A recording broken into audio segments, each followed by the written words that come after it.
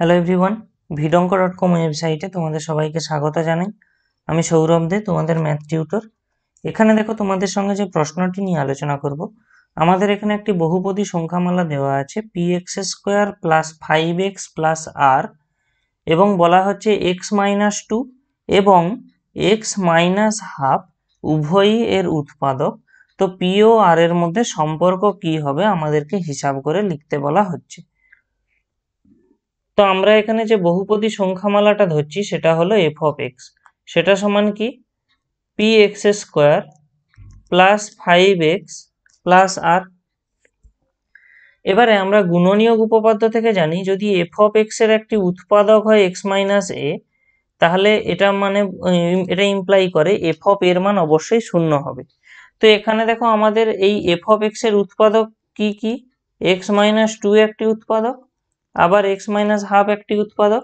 তার মানে আমরা এখান থেকে বলতে পারি f(2) এর মান একবার 0 হবে, আরেকবার f(½ এর মান 0 হবে। তার কারণ এই গুণনীয়ক উপপাদ্য থেকে আমরা বলতে পারছি। তাহলে দেখো, f(2) মানে কি না p × 2² + 5 × 2 + r = 0।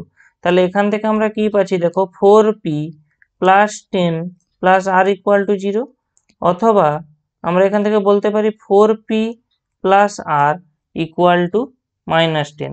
আবার একইভাবে f(½ এর মান 0), এখান থেকে আমরা বলতে পারি কি দেখো, p × ½² + 5 × ½ + r = 0। তাহলে এখান থেকে আমরা কত পাবো দেখো, p/4 + 5/2 + r = 0। তো আমরা লসাগু যদি করে দিই, তাহলে আমরা এখান থেকে কত পেয়ে যাব, p + 10 + 4r = 0, অথবা p + 4r = আমরা পেয়ে যাবো -10। কারণ কি না, এই 4টা তো এই শূন্যের সঙ্গে গুণ হয়ে গেলে 0 হয়ে যাবে, আর এখানে থাকা 10টা যখন ডান দিকে চলে যাবে আমরা পেয়ে যাবো -10।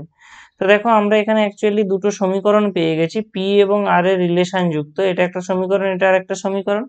তো দেখো, আমরা এরপরে কি করব, আমরা এই যে সমীকরণটা পেলাম, একে আমরা 4 দিয়ে গুণ করে দিই।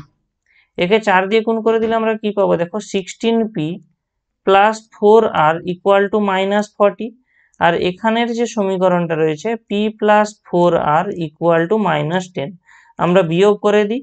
তাহলে এখানে মাইনাস, এটা মাইনাস এবং এটা প্লাস হয়ে যাবে। তাহলে দেখো, এই 4r - 4r কেটে যাচ্ছে। এখান থেকে আমরা পেয়ে যাব 15p = -30।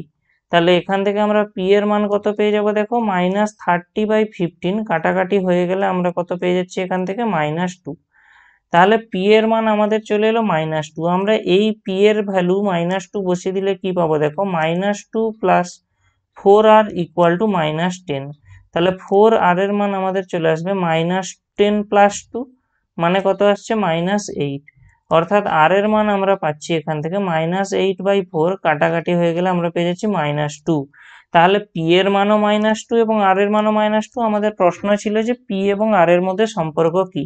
তাহলে আমরা এখান থেকে যে সম্পর্কটা পাচ্ছি সেটা হলো p = r, p ও r এর মান সমান। vidonko.com ওয়েবসাইটে এই ম্যাথটি দেখার জন্য তোমাদেরকে অসংখ্য ধন্যবাদ জানাই। এরকমই নানা প্রশ্ন ও তাদের সমাধানের জন্য তোমরা আমাদের ওয়েবসাইটটি ভিজিট করো।